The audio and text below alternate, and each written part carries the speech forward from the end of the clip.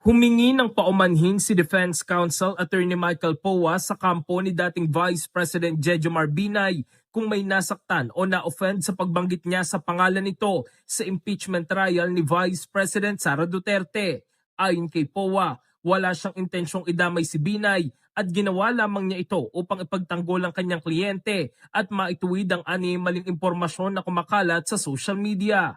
Aniya, nais lamang niyang ipakita na hindi si VP Sara ang nag-iisang vice-presidente na nagkaroon ng confidential funds. Sa pagdinig nitong Martes, ipinakita ni Poa ang isang Special Allotment Release Order mula sa Department of Budget and Management na may petsang December 2014. Nakasaad dito ang paglalaan ng confidential funds para sa Office of the Vice President noong panahon ni Binay. Noong Lunes, tumestigo naman si dating COA Intelligence and Confidential Funds Audit Office Auditor Roderick Wamil at sinabing si Duterte lamang ang kanyang na-audit na vice-presidente at kalihim ng Department of Education na may confidential funds sa loob ng kanyang panunungkulan sa COA mula 2014 hanggang 2024. In the heart of changing lives, ako si Brigada Jico Custodio ng 105.1 Brigada News of Manila, The Music News Authority.